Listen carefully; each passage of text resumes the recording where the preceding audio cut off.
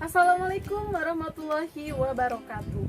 Salam sejahtera untuk kita semua. Perkenalkan, nama saya Fania Siti Zahra Nuraini, NPM 1850321, kelas A 2018, Program Pendidikan Bahasa dan Sastra Indonesia, FKIP Unpas. Pertemuan kali ini yaitu ditujukan untuk memenuhi salah satu tugas analisis penggunaan bahasa Indonesia yang diampu oleh Bapak Dr. Denny Hermain, MSN, dan Bapak Tia Irawan, SPD MAP. Pembahasan kali ini yaitu pembahasan mengenai kronologi sejarah bahasa Indonesia. Ada dua pembahasan. Yang pertama yaitu apa sih dasar hukum bahasa Indonesia sebagai bahasa nasional dan bahasa resmi, dan yang kedua ragam bahasa lisan dan tulisan. Kawanku, ada yang tahu gak sih mengenai dua pembahasan itu? Tidak. Yuk kita bahas sekarang. Namun sebelumnya, kapan sih lahirnya bahasa Indonesia? Dan apa sih yang menjadi dasar hukum bahasa Indonesia dijadikan sebagai bahasa nasional dan bahasa resmi? Bahasa adalah identitas setiap bangsa. Begitupun dengan bahasa Indonesia merupakan identitas nasional bagi bangsa dan negara Indonesia. Bahasa Indonesia itu memiliki peran penting sebagai pemersatu bangsa Indonesia yang ditandai oleh adanya Sumpah Pemuda. Ada 3 poin dari Sumpah Pemuda. Berbangsa satu, bangsa Indonesia. Bertanah air satu, tanah air Indonesia. Menjunjung tinggi bahasa persatuan, bahasa Indonesia. Dari 3 poin tersebut dapat kita ketahui bahwa bahasa pemersatu adalah bahasa Indonesia. Lalu kapan sih lahirnya bahasa Indonesia? Ada 2 momentum penting. Yang pertama, secara politis, yaitu sejak tanggal 28 Oktober 1928. Pada saat itu terjadi Kongres Pemuda kedua. Nah, yang kedua secara yuridis, yaitu pada tanggal 18 Agustus 1945.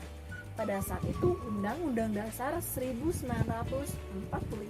diundangkan. Hal tersebut tercantum dalam pasal 36 Undang-Undang Dasar 1945. Pasal tersebut yang menjadikan dasar hukum bahasa Indonesia dijadikan sebagai bahasa nasional dan bahasa resmi. Pada pasal 36 Undang-Undang Dasar 1945 berbunyi, bahasa negara adalah bahasa Indonesia. Kalimat itu menegaskan bahwa bahasa Indonesia sebagai bahasa nasional memiliki kedudukan yang sangat. Pengembangan bahasa Indonesia yang baik dan benar sudah seyogyanya perlu diperhatikan dan penanganan sungguh-sungguh. Selain itu, dasar hukum yang menerangkan bahwa bahasa Indonesia adalah bahasa nasional dan bahasa negara terdapat dalam Undang-Undang Nomor 24 Tahun 2009. Lalu ada pasal khusus yang menerangkan tentang bahasa, yaitu pada pasal 26 sampai dengan pasal 45. Di antaranya sebagai berikut.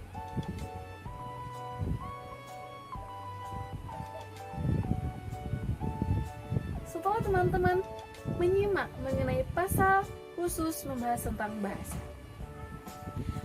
peran undang-undang nomor 24 tahun 2009 tentang bahasa terhadap penggunaan bahasa Indonesia, diantaranya sebagai dasar hukum penggunaan bahasa Indonesia. Oleh karena itu, masyarakat Indonesia sudah menanamkan fungsi bahasa Indonesia sesuai dengan Undang-Undang nomor 24 tahun 2009 dalam kehidupan sehari-hari, baik secara formal walaupun belum seutuhnya. Bahasa Indonesia memiliki ciri perbedaan yang sangat banyak. Di antaranya dalam pembahasan kali ini yaitu ragam bahasa baku lisan dan tulisan. Ada yang tahu apa itu ragam bahasa lisan dan tulisan? Tidak. Ada yang tahu? Ya, apa?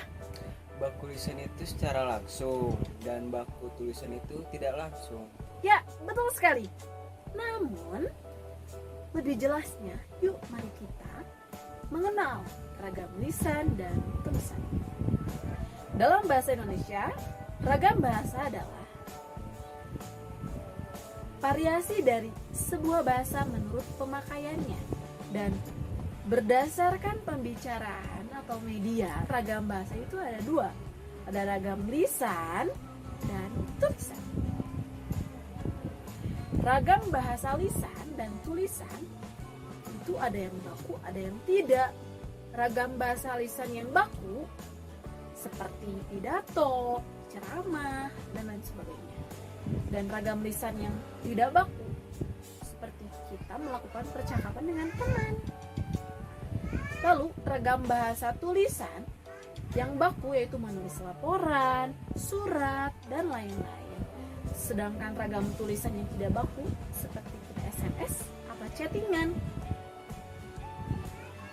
Lalu apa sih perbedaan dari ragam lisan dan tulisan? Ada 5 poin.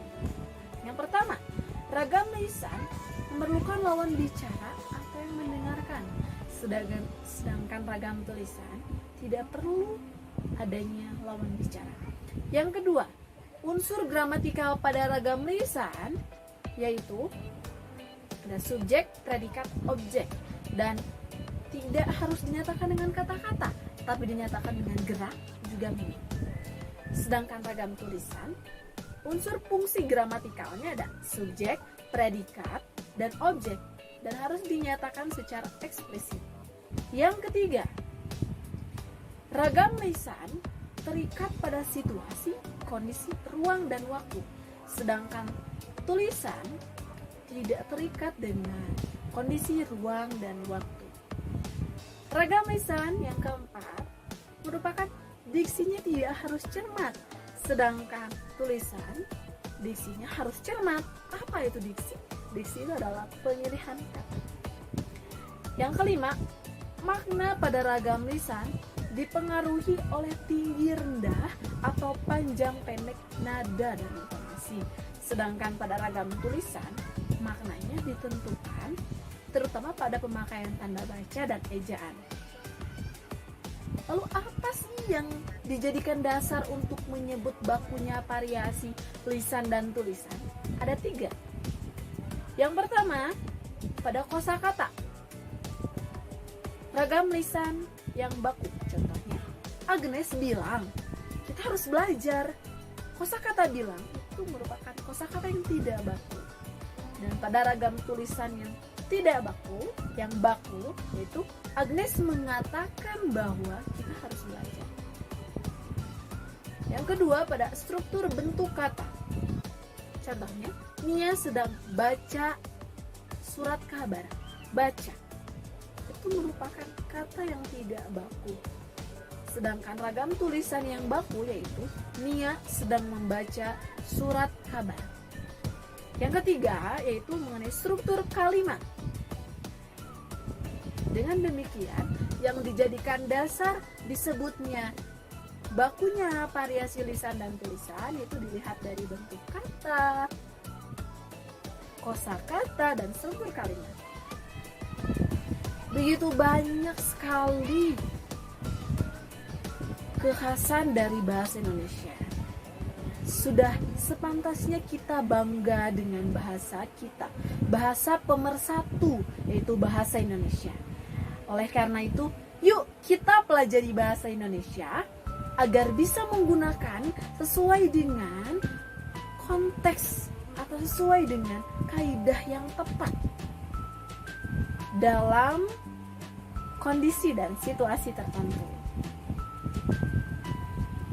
Cintailah bahasa pemersatu, bahasa Indonesia. Bahasa pemersatu, bahasa Indonesia. Terima kasih. Wassalamualaikum warahmatullahi wabarakatuh.